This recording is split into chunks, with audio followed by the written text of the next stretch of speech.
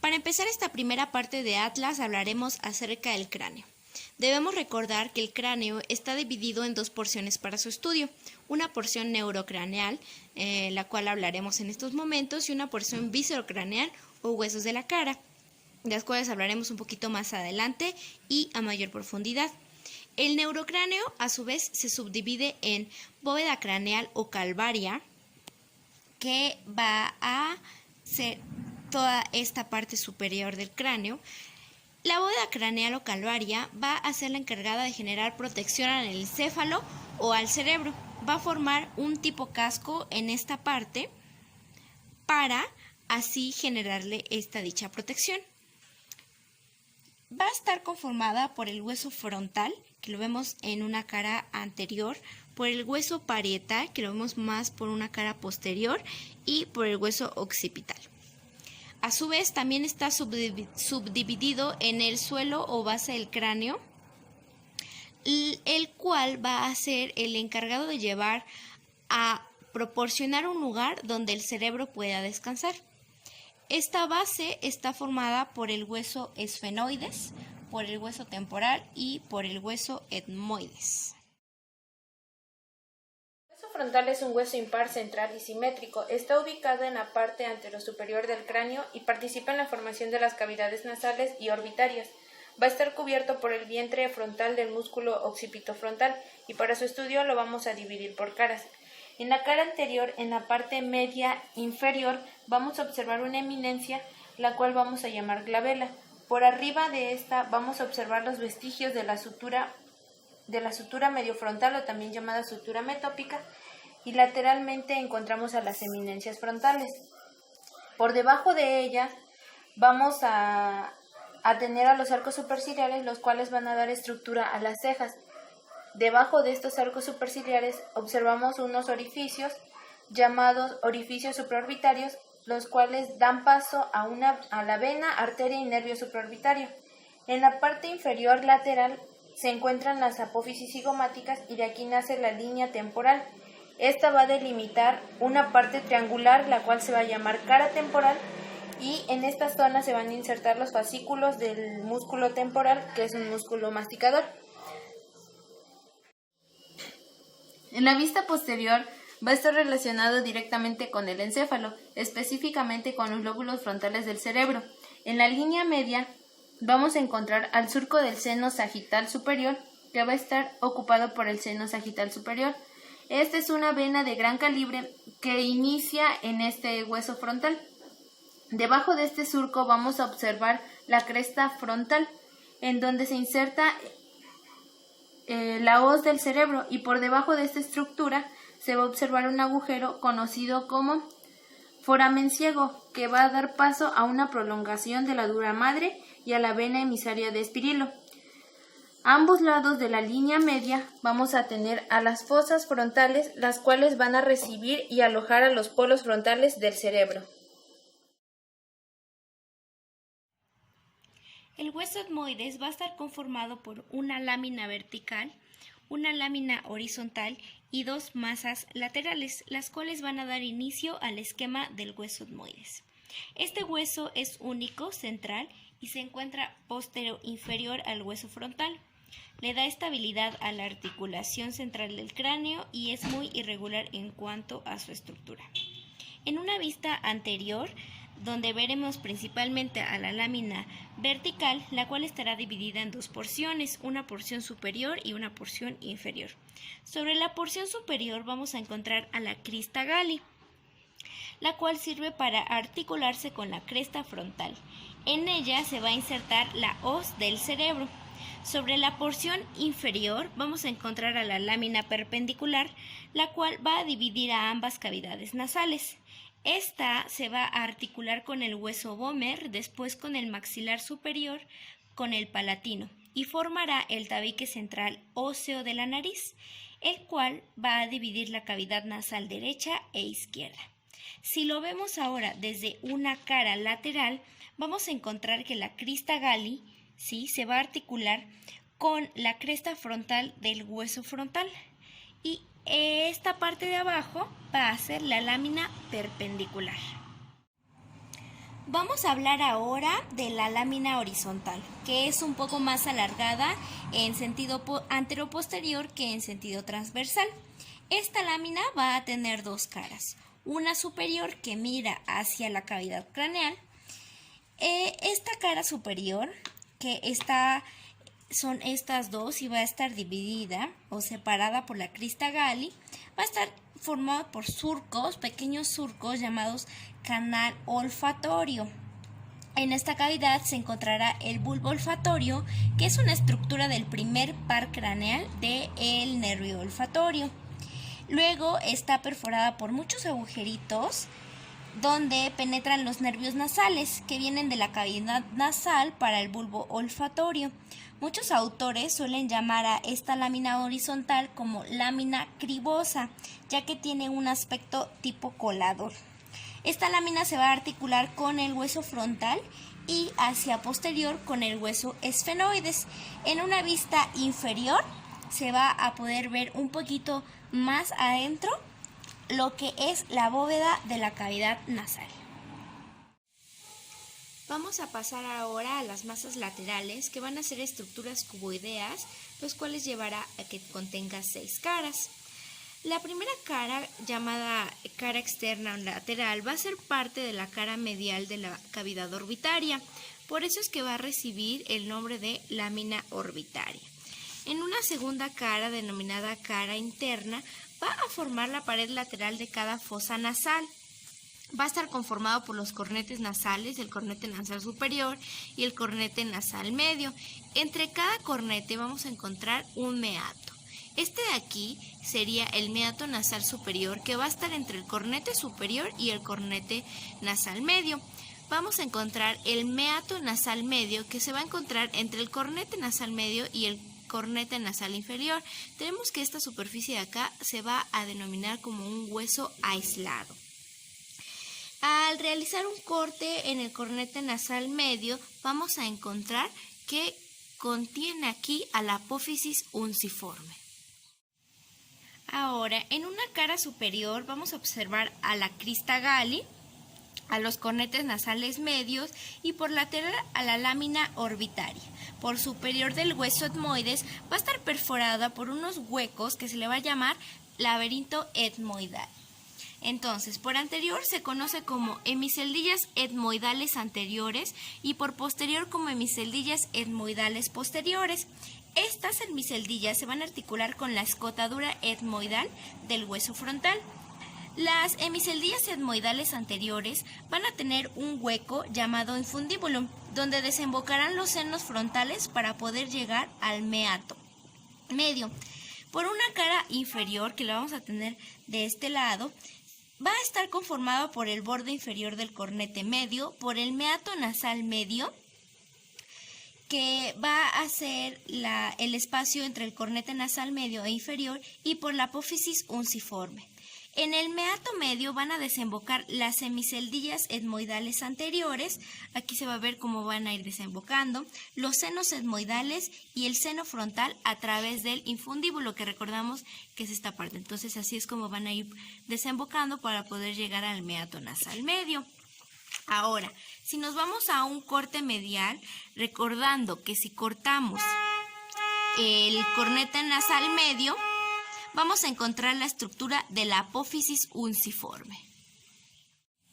Ahora, en la cara posterior, esta cara va a ser la que va a usar para articularse con el hueso esfenoides y con el hueso palatino. Y la última cara que vamos a ver es la cara anterior, la cual este borde anterior será el que se va a articular con el hueso lagrimal. El hueso esfenoides es un hueso impar central y simétrico, tiene una forma de cuña, alas de mariposa o de murciélago. Está situado en la parte media de la base del cráneo y para su estudio se describen 4 alas, mayores, menores, un cuerpo y un proceso pterigoideo. Comenzando con la cara superior tenemos una zona cuadrilátera llamada yugo esfenoidal. Este va a formar un canal que tiene continuidad hacia adelante con el canal olfatorio. También va a sobresalir una punta llamada proceso etmoidal, el cual va a ser el punto de conexión entre el etmoides y el esfenoides por la crista Galli. Por detrás de este yugo tenemos a un canal óptico acompañado de sus agujeros. Cada agujero va a dar paso al nervio óptico y a la arteria oftálmica. Por detrás de este conducto observamos una fosa llamada silla turca, que va a alojar a la glándula pituitaria o a la hipófisis. Por eso también es denominada fosa hipofisaria. El canal óptico está delimitado por el tubérculo de la silla y por debajo de esta silla está el dorso de la silla, la cual va a presentar dos escotaduras, una superior y una inferior. La superior va a dar paso al nervio oculomotor y la inferior al nervio abducens. Ahora con las alas y sus bordes, este es el borde anterior, externo, interno. Juntando estos dos formamos a la espina del esfenoides. También las alas van a tener muchos agujeros como el agujero redondo, el cual va a dar paso a la segunda rama del trigémino o nervio maxilar, el agujero oval, que es el más grande, que va a dar paso a la tercera rama del trigémino o nervio mandibular, y la arteria meningia menor, el agujero espinoso, que va a dar paso a la arteria meningia media, el agujero petroso, que se encuentra entre el oval y el espinoso, que va a dar paso al nervio petroso superficial menor y la rama del nervio facial, y el agujero de Vesalio, que es el más chiquito, que da paso al nervio petroso menor unido al nervio petroso profundo.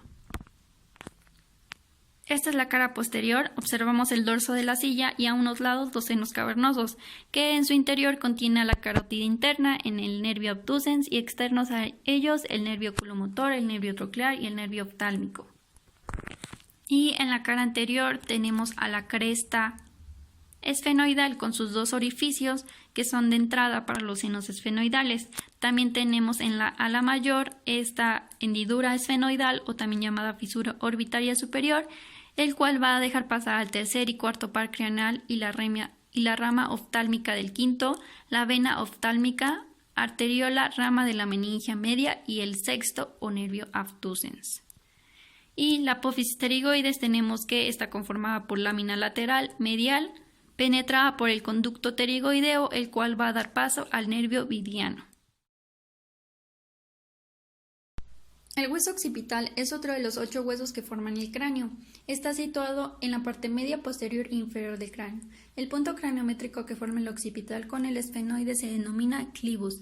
El occipital está formado por 4 piezas óseas: la escama o concha, 2 porciones laterales y la porción basilar. Comenzando con la escama, es decir, todo lo que está detrás del agujero, podemos observar la protuberancia externa, la cresta occipital externa y las líneas nucales que van a servir para inserción a músculos. Este agujero se le denomina agujero occipital o foramen magno. Va a ser muy importante ya que va a dar paso a 6 estructuras que son la transición bulbomedular, los meninges, dura madre, aracnoides y pia madre, arterias vertebrales, arteria espinal inferior, raíces espinales del nervio accesorio y plexos simpáticos vertebrales. Esta es la cara exocraneal de la porción basilar. Encontramos los cóndilos del occipital, los cuales van a estar a un lado del foramen magno y están perforados por el conducto del hipoglosio que va a dar paso al nervio hipogloso. También observamos las fosas condilias anteriores y posteriores. La anterior va a contener al agujero condilio anterior, donde pasa el hipogloso, la arteria condilia anterior y la arteria rama de la meningia posterior. También observamos el tubérculo faríngeo, el cual va a ser una estructura donde se va a insertar la aponeurosis faríngea y parte de los músculos constrictores de la faringe. Esta es la cara endocraneal de la escama. En el centro se encuentra la protuberancia occipital interna, por arriba el surco del seno sagital superior y por los lados el surco del seno transverso. Y por debajo se encuentra la cresta occipital, la cual va a ser importante porque aquí se va a insertar la hoz del cerebelo. Estos surcos están ocupados por senos, por arriba el seno longitudinal y por los lados los senos transversos. Estos senos delimitan a las fosas, 2 superiores, 2 inferiores o 2 craneales y 2 cerebelosas. Se les denomina así porque las cerebrales van a dar paso a los lóbulos occipitales, que bien sabemos que los occipitales son encargados de la vista, y los inferiores, también denominados cerebelosas, porque aquí va a estar ocupado por el cerebelo. Y por último, la cara endocraneal de la porción basilar, encontramos el clivus, que va a ser un punto de referencia muy importante, ya que aquí va a descansar el bulbo raquídeo y la protuberancia. También encontramos al tubérculo yugular, que va a estar encima del conducto hipoglosio, y detrás de este va a estar la apófisis yugular. El parietal está situado en la porción superolateral del cráneo, posteriormente al hueso frontal, anteriormente al occipital y superiormente al temporal. encontramos dos caras. La primera es la cara exocraneal, en donde hay dos líneas temporales, una superior y otra inferior. La superior de inserción a la fascia temporal y la inferior al músculo temporal. En el borde sagital, este borde, un poco anteriormente a su borde posterior, hay un agujero que es el agujero parietal. Este agujero es el que abre a la cavidad craneal y da paso a una vena emisaria o bien a la vena emisaria parietal de Santorini. Esta vena es la que conecta el seno sagital superior con las venas temporales superficiales, o sea que comunica la circulación extracraneal. Ahora, en la cara endocraneal, la porción media es más deprimida. A esta la llamaremos fosa parietal. Esta fosa parietal va a estar recorrida por surcos vasculares ramificados que van desde el borde escamoso hasta el borde sagital. Por estos surcos pasan las ramas de la arteria meningea media y sus venas satélites. También encontramos una serie de pequeñas depresiones que son las fositas granulares de Pacchioni. Ahí encontraremos a las granulaciones aracnoideas, que bien son las formaciones meningias. Cabe destacar que en el ángulo esfenoidal se origina el surco principal. Aquí en la parte saliente oblicua superior y posteriormente, que es la cresta silviana. Este corresponde al surco lateral del hemisferio cerebral. Ahora bien, en el borde sagital, justo enfrente del agujero parietal, hay una porción casi rectilínea. A esta sutura la vamos a llamar ovelion. El borde escamoso se articula con la porción escamosa del hueso temporal. El borde frontal se articula con el hueso frontal de la sutura coronal. Y el borde occipital se une a la escama occipital por medio de la sutura lambdoidea. Con respecto a los ángulos, podemos recalcar que el ángulo frontal es la unión de las suturas coronal y sagital. A este punto lo llamaremos bregma. El hueso temporal está situado en la porción inferior y lateral del cráneo. Es posterior al hueso esfenoides y lateral al hueso occipital e inferior al hueso parietal. Está formado por tres partes: la porción escamosa, la porción petrosa y el hueso timpánico. En la cara exocraneal observamos a la apófisis mastoides, el conducto auditivo externo, la porción escamosa y a la apófisis cigomática. En la apófisis mastoides podemos observar al agujero mastoideo o foramen mastoideo, que permite el paso de la vena emisaria mastoidea, que une al seno sigmoideo con venas del sistema yugular. La apófisis cigomática presenta un tubérculo articular y ésta se articulará anteriormente con el hueso cigomático. En la vista inferior encontramos a la porción petrosa, a la timpánica y a la escamosa. Aquí encontramos al foramen estilomastoideo, que va a permitir el paso del nervio facial. En la visión superior podemos encontrar el techo del tímpano, la eminencia arqueada, el hiato del conducto para el nervio petroso mayor. Estas dos son hendiduras. Para el petroso mayor es la de abajo y para el petroso menor es la de arriba, que por aquí pasan los dos nervios. También encontramos a la impresión trigeminal, donde se ubica el ganglio del nervio trigénimo, que es el quinto par craneal.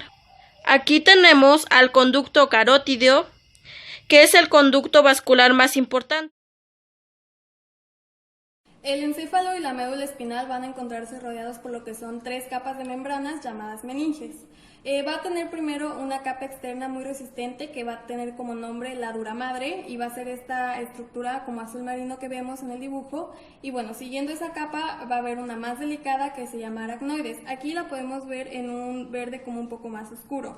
Y por último, la capa interna que va a estar firmemente adherida a la superficie cerebral llamada la pía madre. Y en este dibujo lo podemos observar como esta línea roja. Estas meninges craneales se van a continuar a través del agujero magno con sus homólogas, las meninges espinales. Comenzando con la dura madre, vamos a ver que es una envoltura gruesa y fuerte, como ya lo mencionamos, y va a cubrir externamente el encéfalo. Va a estar compuesta por dos capas. Una capa periostea externa que va a estar firmemente adherida al cráneo y va a constituir todo lo que es el periósteo de la cavidad craneal. Va a tener a todas las arterias meningias y se va a continuar con el periósteo de la superficie externa del cráneo por el agujero magno y pues en otros orificios intracraneales. También vamos a tener lo que es una capa perióstea interna y bueno, esta se va a encontrar estrechamente relacionada con lo que son las aracnoides y se va a continuar con la dura madre espinal tras atravesar lo que va a ser el agujero magno. Estas dos capas van a encontrarse separadas entre sí con numerosas localizaciones y en esta parte vamos a ver lo que son los tabiques durales. Estos se van a proyectar hacia la cavidad craneal y pues la van a subdividir parcialmente. Para comenzar, vamos a tener lo que es la hoz del cerebro y esta va a ser una estructura de media luna que está aquí en rosa, se puede ver la forma y se va a proyectar en dirección inferior de entre los dos hemisferios cerebrales desde la dura madre. Posteriormente se va a insertar y va a continuar con lo que va a ser la tienda del cerebelo. La tienda del cerebelo, por su parte, va a ser una proyección horizontal que va a cubrir y va a separar el cerebelo de la fosa craneal posterior de la superficie posterior de los hemisferios cerebrales. Y bueno, sus bordes anterior e interno de la tienda del cerebelo van a estar libres y por lo tanto van a formar lo que va a ser la escotadura de la tienda del cerebelo y por ahí posteriormente va a pasar lo que va a ser el mesencéfalo. Por otra parte, tenemos que la hoz del cerebelo va a ser una muy pequeña proyección que va a estar en la línea media de la fosa craneal posterior y bueno, esta se va a insertar superiormente con la tienda del cerebelo y su borde anterior va a estar libre también y va a estar entre los dos hemisferios cerebelosos. Por último, vamos a tener el último tabique dural, que va a ser el diafragma sellar y bueno, va a cubrir lo que es la fosa hipoficiaria en la silla turca del hueso esfenoides y en su centro va a tener un pequeño orificio a través del cual va a pasar el infundíbulo, aquí lo podemos observar, es muy pequeño, y va a conectarse con el tallo de la hipófisis con la base del cerebro junto con los vasos sanguíneos acompañantes. Por último, ya para terminar con lo que son las meninges, nos vamos a tener que el aracnoides va a ser una fina membrana avascular, o sea, quiere decir que no va a tener estructuras vasculares, es esta, como ya lo mencionamos, esta verde un poco más oscuro, y pues va a tapizar sin llegar a fusionarse pues con toda la superficie interna de la dura madre. Desde su superficie interna se van a proyectar finas prolongaciones que son como estas patitas como de araña o también llamadas trabéculas que van a cruzar el espacio subaracnoideo y se van a continuar en lo que va a ser la pía madre. Y bueno, la aracnoides, a diferencia de la pía madre, no se va a introducir en ninguno de los surcos o fisuras cerebrales, excepto en lo que va a ser la fisura longitudinal existente entre los dos hemisferios cerebrales. Por otro lado, la pía madre va a ser una membrana fina y frágil, ya lo mencionamos, y pues va a recubrir íntimamente toda la superficie del encéfalo. Se va a adaptar a la morfología cerebral y como ya vimos, va a penetrar los surcos, las fisuras y también se va a relacionar estrechamente con las raíces de los nervios craneales en sus orígenes. Vamos a tener también otros dos espacios que son muy importantes mencionarlos, que uno de ellos va a ser el espacio extradural. Este espacio va a ser un espacio potencial, por lo tanto, un espacio potencial entre la dura madre y el hueso, va a ser esta línea como un poco negra, casi no se alcanza a ver, pero este espacio potencial también puede llegar a transformarse en un espacio real y este va a ser ocupado por líquido si hay, por ejemplo, algún traumatismo que origine una hemorragia vascular. También vamos a tener el espacio subaracnoideo, que es donde van a estar todas las prolongaciones y que va a estar ocupado por lo que va a ser el líquido cefalorraquídeo. Y este espacio se va a crear debido a que pues la aracnoides no se va a adherir a la superficie interna de la dura madre y pues no va a seguir el contorno del cerebro. Mientras que la pía madre pues sí va a tapizar la superficie cerebral y pues va a seguir fielmente los surcos y las fisuras de la superficie del cerebro. También vamos a ver que va a haber regiones del aracnoides que se va a meter en los senos venosos, aquí lo podemos ver, y estas van a ser llamadas las granulaciones aracnoideas. Y pues esto va a suceder porque ahí en estos senos venosos de la altura madre el líquido cefalorraquídeo va a poder salir del espacio subaracnoideo a los senos venosos y va a ser como una comunicación del cerebro que va a permitir eliminar el exceso de líquido cefalorraquídeo y pues mezclarlo a la sangre venosa y que se elimine por lo que va a ser la vena yugular interna. Si observamos distintos cortes del cerebro, vamos a poder encontrar diferentes estructuras subcorticales. Por ejemplo, en un corte sagital nos va a ser más fácil ver todo lo que va a ser el sistema límbico. Este sistema límbico, a través del hipotálamo y sus conexiones con las eferencias del sistema nervioso autónomo y su control del sistema endocrino, va a poder influir en muchos aspectos del comportamiento emocional. Esto va a incluir particularmente lo que son las reacciones de miedo, enojo, las emociones asociadas con la conducta sexual, etc. Comenzando vamos a tener lo que es el hipotálamo, va a ser esta parte azul bajito que va a estar situada en la base del encéfalo por debajo del tálamo, que va a ser esta amarilla, que van a estar todos los núcleos talámicos y va a constituirse por una multitud de núcleos y fibras esenciales para nuestra supervivencia, ya que se va a encargar de nuestro sistema nervioso autónomo y de todo lo que es el sistema endocrino, además de que va a organizar las conductas más importantes ligadas a la supervivencia de la especie, ya sea la lucha, la alimentación, huida, reproducción. Y bueno, una de las estructuras del hipotálamo que son más importantes van a ser estos cuerpos mamilares, aquí en un azul mucho más bajito, y estos se van a encargar de la recepción de impulsos procedentes de la amígdala y del hipocampo, y del reenvío también de estos impulsos hacia el tálamo, convirtiéndolos en una importante vía de recepción y transmisión de la información. El hipocampo va a ser toda esta parte en morado y va a ser parte de la estructura del prosencéfalo. Va a estar situada en lo que es el lóbulo temporal y es de la principal estructura ligada al hipotálamo en la regulación de los procesos básicos de nuestra supervivencia. Además de que es un área esencial para el buen funcionamiento de nuestra memoria, ya que nos va a proporcionar el recuerdo de todo aquello que nos ha sucedido en el pasado. Por lo tanto, va a configurar parte de nuestra personalidad moldeada en base a las experiencias. La amígdala va a ser esta parte un poquito más oscuro, este azul más oscuro, y va a estar situada en lo que es el ventrículo lateral del lóbulo temporal también. Va a estar compuesta por 3 núcleos principales, los núcleos basolaterales, el núcleo central y los núcleos córtico-mediales. Su principal función va a ser la de integrar las emociones con los patrones de respuesta correspondientes a nivel fisiológico y conductual. Debido a su estrecha vinculación con lo que es el lóbulo frontal, también va a permitir la inhibición de conductas. También vamos a tener el fornix, que va a ser esta parte que va a tener como una forma de arco, también puede ser llamada trígono cerebral, y va a ser un conjunto de axones que se va a conectar con lo que va a ser el hipocampo y pues con otras regiones encefálicas. Va a destacar para el funcionamiento del sistema límbico su conexión con los cuerpos mamilares y con el hipocampo, así que pues este arco va a ser el principal encargado de la transmisión de información entre las principales estructuras del sistema límbico. Además, también cabe mencionar que va a servir de techo a lo que es el ventrículo medial. Si observamos otros cortes, por ejemplo un corte coronal de Charcot, vamos a ver otras estructuras, por ejemplo, los ganglios basales. Estos ganglios basales, bueno, este término de ganglios basales, se va a aplicar un conjunto de masas de sustancia gris ubicadas dentro de cada hemisferio cerebral. También vamos a tener que la unión de diferentes núcleos va a crear a otras estructuras o a otros núcleos.